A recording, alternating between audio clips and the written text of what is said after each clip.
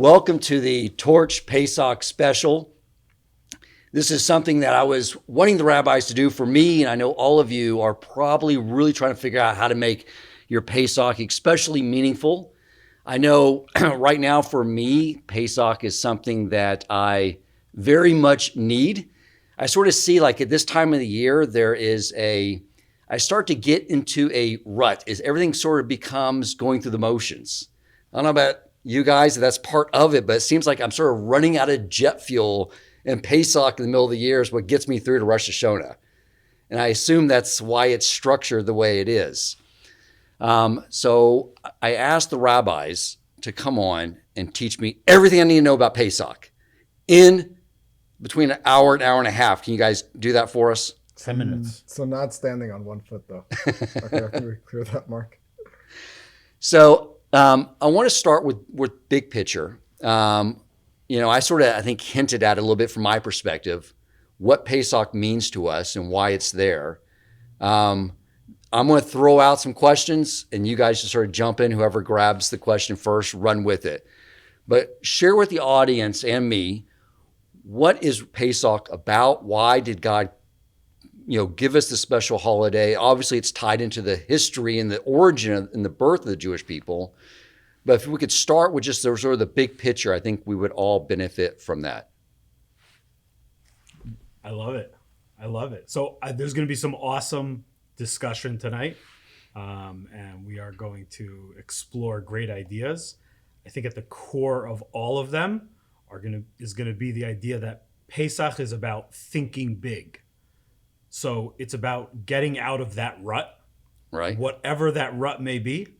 It's about getting out of that small-mindedness, that pessimism, looking at every day as just another, right? And going to find the renewal and find the freshness in every experience that we have. And so Pesach is like jump-starting that by saying, this is the same Haggadah that I read last year. And it's the same story that my father told me and his father told him. There's something the same about it, but it's about looking inside of that same experience and finding fresh, new ideas, new approaches. I think that kind of frames what we hope to accomplish tonight altogether, is to come with these new approaches to enable us to really access a whole different way of thinking. So the familiarity really draws you in. But one other thing to note is that we actually see the story through the eyes of children for most of the night, if not all the night, right? We try to evoke the questions from them. We try to get some sort of confusion on their minds, get them a little bemused and befuddled by what's going on. A lot of different things are happening that don't normally happen on a regular given night. And when these kids are confused, we start to sense that confusion ourselves. The same questions, the same existential befuddlement with life. And what do we do with ourselves? And what are we doing as Jews? We draw some of that in. And the idea is to address that. The idea is that this night will hopefully give us some form of resolution and then elevation from that point. Excellent. Do you want to add something? Sure. I mean, on that point, which is a great point, what we have on the night of Pesach is Seder. And the word Seder means order. And what's very interesting is that there's a saying in the Talmud that says, Ein Seder LeMishnah. There's no order to the Mishnah, which is a little bit counterintuitive because Torah study, which is primarily logical and rational, you would think it would be very structured. Very linear. Exactly. Yeah. But for that, which is intuitive that it should be like that we have to understand that intrinsically there's no order to that. It's all coming from Hashem. It's all in an ethereal realm that we can't truly relate to. We have to be aware of that on that level. And juxtaposed to that, we have the experience of Pesach, which at the time when it actually happened, if you read about it, it was totally chaotic. It was just a mass jumble of craziness. We didn't know exactly when we were going to leave. And then all of a sudden on a dime, everyone runs out. The whole thing's chaotic. Right. And it's specifically there, we make order out of the chaos. So like Rabbi Ephraim was saying that, we come with all of our confusion and we organize it together. We make order out of it. We make a Seder so that we can relate to Hashem in that way as well. What's interesting, it starts with familiarity and order, becomes chaotic in the middle, and then, we find that resolution at the end. That's cool. And that's the story of the Jewish people, isn't it? Yeah. And what God wants to explain is that there seems like there's confusion and craziness in the world, but in the end, he's sort of guiding everything, and he'll bring order to it in the end. That's the real metaphor of tonight's broadcast. I want to add one more thing, though, because Yes. Rabbi Wogelanter said a great word, jumpstart. And when you gave your introduction, you phrased it that Pesach's sort of in the middle of the year. And in terms of the calendar, that's true, right? Because we start with Rosh Hashanah. That's the beginning of the calendar year. Right. And right here, we're smack dab in the middle. But actually, in terms of the holidays, Pesach is considered the first. We're starting off the whole cycle here. And Pesach is the holiday of infatuation. What I mean by that is some people come to me and they would start a relationship. They're not sure, is it infatuation or is it love? And the answer is, it's infatuation. There's no question. Because love needs to be built. It is a product of giving of yourself and working towards something, giving over. It doesn't just happen. But what we have is infatuation, which is a gift that's given to us that feels just like love. Because if we knew the work that was required to truly build love, we would never have the impetus, the wherewithal to actually do the work to achieve it. We have to feel what it's like at first. That's a totally free gift. That's what infatuation is, and that's what Pesach is this night, this jumpstart where we get these fresh new ideas, where we feel this redemption, this expansion of consciousness, where we're totally lift to a new level and experience God on a whole new level that we didn't earn, we didn't work for. Okay. And we experience that this night, and it gives us that infatuation with God, with a level of spirituality that we didn't know that we had any ability of achieving. So you're saying that throughout history, starting with the actual exodus from Egypt and the giving of Torah at Mount Sinai, that it's and throughout our year, it's starting with making our relationship with God experiential. And then the rest of the year, it's now fighting to make it and putting in so that it's real love between us and God. Is that sort of the idea? Exactly. And that's what happened right after Pesach, those 49 days, which is a period of building. It's during that period that we built the relationship back up and then earned it. And that's Shavuot, when we received the Torah, right? But this is that first night of that infatuation. So what I was thinking before we started discussing the jumpstart and the others, that this year, Pesach is preceded by Shabbos. So we go straight from Shabbos into Pesach. So the way I see Pesach is a rocket ship in our spiritual connection to God through the experience of everything that happened to the Jewish people. But Shabbos is a weekly rocket booster. Right. And typically what we have on a regular week is we have that rocket booster, we get elevated on Shabbos, and then we have the week there. We're trying to keep that holiness and spirituality from Shabbos, influencing our full week. And then hopefully the next week get that infusion again. But now we're like a super booster launcher where we have these rocket boosters of Shabbos, and then we have this spaceship that's, taking us so high with Pesach right after the Shabbos. And I think it's really a special occasion. It's not common that we have a Shabbos just following, preceding a Pesach. And I think it's a great opportunity for us to really stop and reflect, like, the awesomeness of this coming Pesach. I mean, it's happened many times before in our lifetime, but to really take it to we elevate that soul on Shabbos and now take it to a whole new level. Now, my grandfather would always say that Pesach is a time of out of the ordinary. Typically, ordinary, healthy people grow one step at a time. Pesach is a time where the Jewish people grew leaps and bounds in a moment. And that's something which is not ordinary, but we can't just get there because we show up at a Seder table and eat matzah balls. The only way to get there is to prepare ourselves and to become spiritually in tune to what these days are. These are days of unbelievable connection, and it's the same time period that the Exodus of Egypt occurred 3,300 years ago. So that same revelation, that same clarity, that same redemption we're able to get right now at our Seders, respectively. And every person should try to feel that bondage, whatever the bondage is. It could be the bondage of our technology, it could be the bondage of our drive for for materialism and things like that, that we can just break loose of it and open up a whole new world of connection to the Almighty without those barriers.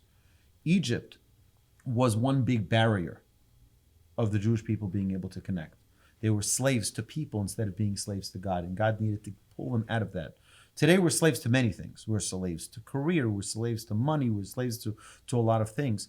And this is a time for us to break apart those barriers to be able to rocket ship our connection with the Almighty. Beautiful. So let's talk about the preparation. Everything, because I'm hosting a Seder this year. We're in a community. There's a lot to learn. Sean is learning nonstop. But for all of us, what do we need to be doing in preparation of that, especially considering I think a lot of this has to be done before, really, I guess all has to be done before Shabbos. So sort of lay out sort of a timeline, what we need to be thinking about, and what we need to be doing before the Shabbos, before Pesach.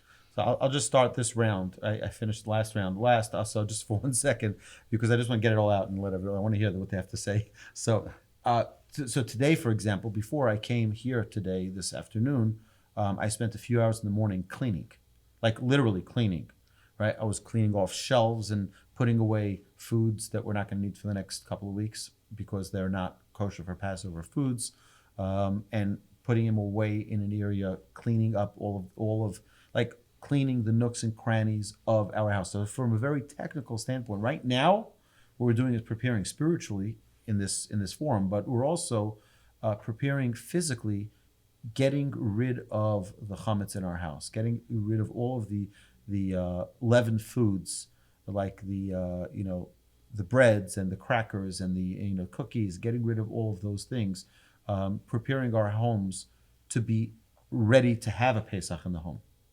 right? So having a sign, and for my wife and I, every year is a different experiment of which cabinets are going to be the Pesach cabinets, or which Pesach, where we're going to put all that. So right now we already have a groove. It's been many years since we've been doing our own Pesach and not going to my in-laws or parents for Pesach. So from a very practical standpoint, it really is preparing our homes, cleaning our bedrooms, making sure that, thank God I have a bunch of little kids, as do some of you, right? And kids like to take their stuff with them. So sometimes you check their pants and they have crackers, or they have wafers, or they have a bag of their cookies in their knapsack. These are things you got to look through everything and ensure. So again, I'm trying to talk from a practical standpoint. Yeah, it's preparing our home. It becomes a different home for Pesach. A friend of mine in Jerusalem, is a true story. He had little kids. He found cleaning for Pesach. He opened up the tank of the toilet. There was a whole sandwich sitting in the tank. You're not obligated to check there. Storing for later. If you have kids like that, maybe you are. Wow. Smart kids, though. Yeah. Who think you check there? Yeah, but what Rabbi Wolbe is saying is in general we have to clean out the house from Chometz. Is your number one practical thing. That's identifying where the Chometz is going to remain over Pesach, and then closing off that area, so as to make sure that no one makes a mistake, because out of habit we go to the snack drawer. So the snack drawer better not be accessible, or better not have Chometz in it. And then cleaning in general around the house, because as you know, unless we have strict rules about eating only in the kitchen, Which we do, but who listens to rules? Right, rules are meant to be broken. So cleaning out the Chometz and preparing for a week where we're eating only matzah and kosher for Passover, which is essentially unleavened products. Preparing for that week, it takes some thought and preparation to make sure you have the supplies necessary to get through that week. Besides for cooking for the Seders and the holiday meals, the Yontif meals, the Shabbos meals. Besides for doing that preparation, it's cleaning out the Chometz. Now, for those listening to that may have not gone through this experience of cleaning out the Chometz, they had a Seder but didn't do that, is the eating matzah that is, directly sourced from the Torah, right? Now, obviously, he doesn't want us to digest anything, but there's obviously, where does it come up of making sure we don't have ownership to it anywhere? Is that in the Torah, or is that something? Well, yeah, actually, because the verse explicitly states that you're supposed to eat the Korban Pesach only on matzah and on mar. So they derive from that you're not even allowed to have possession of chametz. Right. So we shouldn't even see non-Passover food. But there's something. There's That something. belongs to us. Okay. So what we do is, and it's not a loophole and it's not a game. So folks, okay, what we do is we sell our chametz. So if you have, boxes of cereal, Cheerios, clearly chametz. Okay, this is like, so you can either burn it or you can sell it. And selling does not mean that we're just putting that it belongs to Joe Schmo, the non-Jew, the Gentile who now owns this. But it really is theirs. They can come into your house and open up those cabinets and eat it because they, as non-Jews, have full possession and ownership rights. They'll have to pay you. They'll have to pay you for it if they decide to enjoy it. But it's theirs. But it's theirs. It's theirs. They have the rights to Now, it. that doesn't mean you can't go to a store and see non-kosher food or non-kosher for Passover food, right? That's not a problem. It doesn't belong to you. The idea is that your possessions shouldn't have in it a non-kosher for Passover food. But every mitzvah is what I've been taught from all of you is it's a way of connecting to the Almighty. Boom. So how do we take this mitzvah of cleaning, all the crumbs out from our home and Seems pretty drawers? mundane. Yeah. Right. How do we use that? Why did God give that to us as a way to connect to Him? I'll answer this one. As we were saying before, Pesach is a time you can't prepare for Pesach. Meaning you can't build up spiritually to have the experience of Pesach. The only thing you can do is to passively make yourself into a vessel which is capable of receiving that when it comes. Okay. And the way we do that is by cleaning out all of the things which would be a blockade between us and being able to experience that level of revelation of God, that spirituality. And specifically, we clean that out. We remove that blockade with its Chometz. Now, what Chometz is when any sort of grain product starts to ferment, there's an expansion. And that expansion, that Chometz that occurs, is representative of the very insubstantial, vast. It looks very vast, but it's an illusion, this physicality that seems very real and it seems very substantial, but it's not. It's just fluff. It's just expansion. Like when you put your hand on the top of the rising dough, right? And it just flattens right back out, right? So that we get rid of. We get rid of all of the notions we have of greatness in this world and all of our haughtiness and everything like that that's represented by that chametz. We clean it all out of ourselves because the only way to connect to inner spiritual things is you first connect through the external and then you experience it internally. So externally, we do all the actions, we go through the motions, we really clean, we exert the effort and get rid of all of the things which represent that haughtiness, that connection to the insubstantial illusion of physicality. And then there's a specific commandment to actually destroy it. And there's a discussion of like how specifically you're supposed to destroy it. It's not simply just obliterating it. There are certain ways to do it. And those ways are maybe more conducive to eliminating that element of your life. So is there something we're supposed to be contemplating during this mitzvah? So actually, when I was cleaning this morning, I was like, I always say this every year, is that you have to look in the nook and crannies of your soul and find out those little, those little cracks and crevices of your soul. Or, what are the hidden motivations that are perhaps impure? What are the, and thinking about those while I'm cleaning. That's what I started contemplating. I'm like, you know what? I think I should actually do this. Like, go through, not only talk about it, but actually, like let's get into this. Like, I was going to say it's a great way to pass the time while you're cleaning. Yeah. I have a lot to think about. It's like, It's yeah, great. I'm cleaning the shelves and getting all the crumbs out and like, you know what? The crumbs in our own heart of arrogance, it's interesting. You mentioned that the matzah is called lechem oni, the bread of the impoverished, right? There's no arrogance there. Right. You don't invite over your best friends and say, here, matzah. It's like, that's not what it'll be a nice baked bread. It'll be something which is much more floury. The idea is like Rabbi Busko's saying, is that the idea here is let's get real. Pesach is let's get real. Let's not have all of the other distractions. And let's see who we really are. Who is the Almighty? And whoever mentioned here about the children, right? That we bring out. You said this beautifully, right? That we want to ask the questions from the pure and, the unfiltered. When children, I always think that it's a terrible idea for schools to prepare the children for Pesach. How so? That's very novel. No, because the kids come and they're asking questions that the rabbi told them to ask. No, let them come to the Seder and see the father dress up in a white overcoat and then say, what's the deal with that? Right? And not know anything about it. And then ask the question. Instead, they're being prepped. Oh, why do you wear a white overcoat? So that we should ask the question. So we're not going to ask the question because we already know you understand what's going on? Right. So we shouldn't. I don't think we should tell them anything. They should think it's a regular Shabbos dinner, Should be and they genuine, come there. Genuine curiosity. Yeah, and like, what's going on here? Instead, they're coming home from school with all of these projects that are clearly defining to them exactly what they're supposed to be doing, so they don't want to do it. We should have that for the adults, not for the kids, basically. Right. I think we alluded to it before, but I think it's like super important to mention. Everything we do for the kids, it's for the kid inside of us also. right. Right? And we have to like tap into that kid inside of us. Like go back to that time when like everything was fresh and exciting and new, and you weren't jaded at all, right? You had never experienced this before. Like you watch your kids come home and show you what they drew, right? About the 10 plagues, and their eyes are like wide, and they're telling you, and then the river, it turned into blood.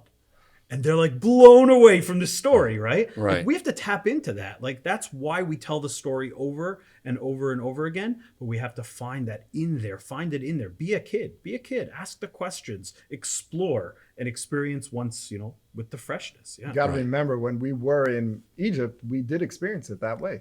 We were completely Blown away. blown away. It was epic to us.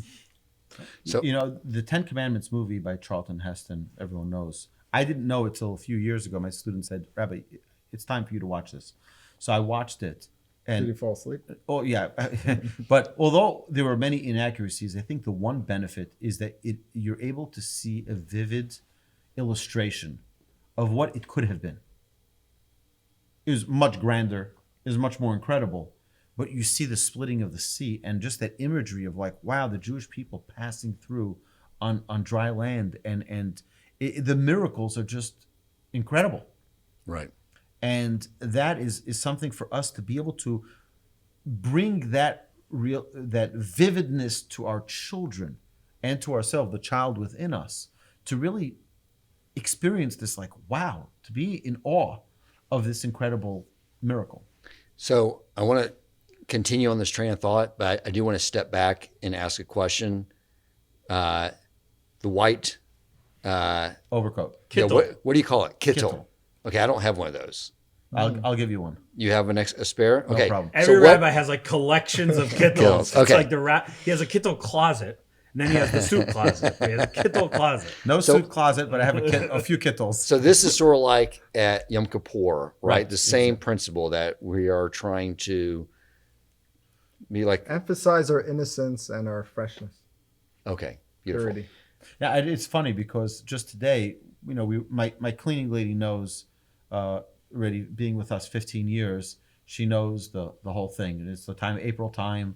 This is what happens. This is usually when they quit. They tell you I can't come anymore. No, she's just going to 3 weeks to El Salvador. But either way, Exactly. So, like she knows this is the time I got to be out.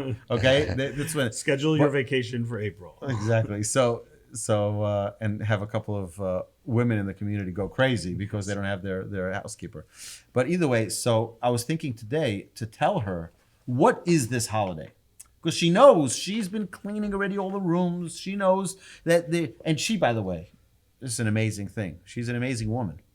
But she told my wife, by the way, I cleaned these rooms. We were out of town. She says, I cleaned these rooms and you can't eat in there anymore. She knows the rules. She knows. It's like no more food, right? We don't eat in there anyway. But either way, it's just a funny thing. But I was thinking, what would happen if I told her, yeah, we're celebrating on Passover something that happened over 3,300 years ago, right? That there was a miracle that happened back then. She'd probably think we're crazy. And this is the most celebrated Jewish holiday among the entire Jewish people. Right? Not everyone observes Purim, sadly. Not everyone observes Hanukkah or Sukkot or Rosh Hashanah, Yom Kippur. But Passover, the majority of Jews observe Passover. Right. And if you think about it, it's the craziest thing. We're celebrating something that happened 3,300 years ago because it's more than just what happened in the specific plagues, what happened with the matzah, with all of the bitterness in Egypt. This is the building of a people. This is the building of a connection with the Almighty. And that's what we're celebrating. We're celebrating who we are. Now, if we don't feel proud of who we are, we've got bigger problems. But that's what Pesach is. Pesach is a time to really just take it all in. We are the chosen people. And God did all of this for us. And I think that's the message our children need to leave the Seder with, is to know you are special. Right. Right. Just to circle back, you asked about the Kittel. Yes. I want to elaborate on that point just a little bit. Rabbi Abramson said that it represents purity, right? Because it's all white, and it's true in Kabbalah. White is a color of purity. It's a color of mercy. But what white really is in the spectrum of light, at least, when all colors combine, they form white light. So Right. white is a representation of the culmination of everything. It's unity. And it's represented whenever we have a stage where we've completed something. And now we're making a transition where we've completed a stage of our life and we're moving on to something else. So that's when we wear this kittel. There are 4 main times where we wear a kittel. On Yom Kippur, like we mentioned, when an Ashkenazi man, for at least, wears a kittel when he gets married. Okay. Because then he's ended a previous stage of his life and beginning something new, becoming a new creation.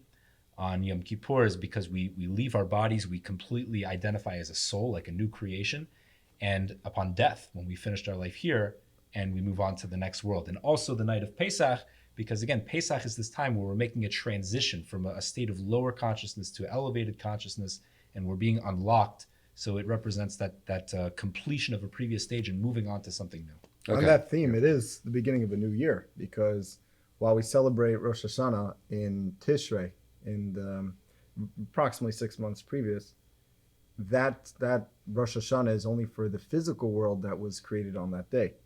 But on Pesach, really the month of Nisan, the entire month, we're celebrating the beginning of the spiritual purpose of the world, the true reason that the world was created. So yes, you could talk about the actual creation of all the physicality and all the materialism of the world.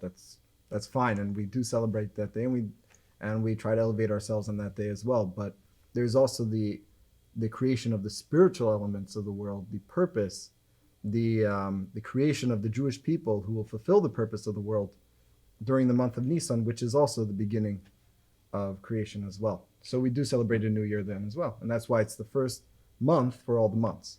That happens to be the first month. Tishrei is actually the 7th.